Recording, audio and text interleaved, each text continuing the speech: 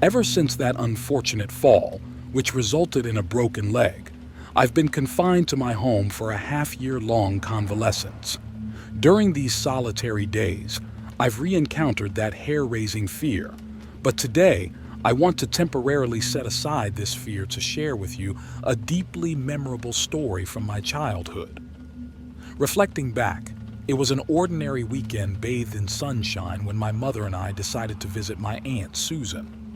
She lived in a seemingly ordinary but slightly eerie old house.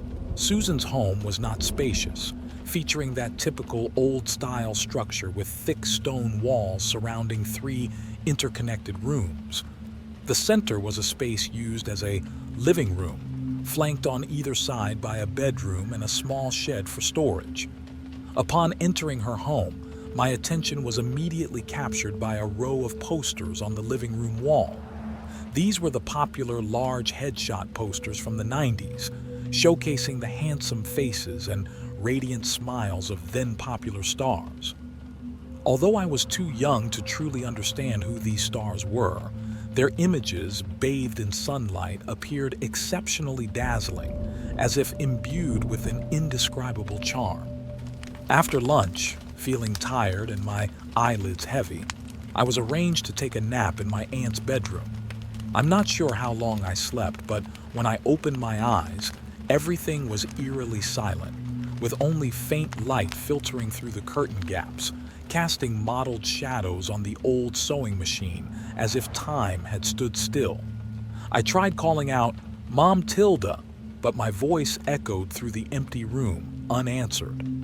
At that moment, an inexplicable unease began to spread within me. Groping my way back to the living room, I found it deserted.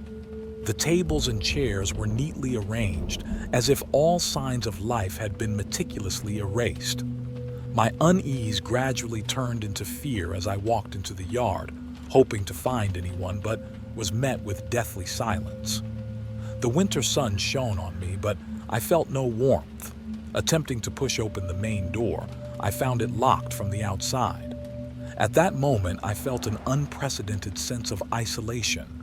Returning to the living room once more, hoping to find something to distract me, my gaze involuntarily fell upon those celebrity posters on the wall, especially one poster, a woman with flowing long hair and large expressive eyes, her smile gentle and enchanting.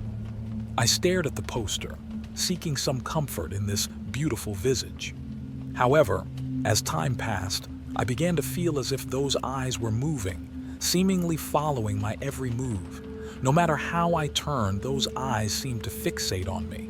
Fear surged like a tide, and I started swaying left and right, trying to confirm my imagination from different angles. But this action only intensified my fear, as the woman in the poster appeared to lock her incredible gaze on me, regardless of my movements. Just when I was about to collapse in terror, something unimaginable happened. I clearly saw the woman's mouth corners slowly lift, exceeding the range of normal human expression, until her smile distorted and her eyes seemed to stretch to an extreme, forming a horrifying curve. I screamed, my voice piercing the silence, and collapsed to the ground, overwhelmed by a fear I had never felt before. Just when I thought I was going to be consumed by this fear, hurried footsteps approached from outside. My mom and Susan rushed in to find me on the ground, tearfully pointing at the poster. Susan gently stroked my head, trying to comfort me, but her words did not alleviate my fear. Even after her explanation, when I bravely looked at the poster again, everything seemed to return to normal, with the woman's face once again wearing a gentle smile. But that fear had been deeply etched in my heart, and from then on, I never stepped foot in my aunt's house again.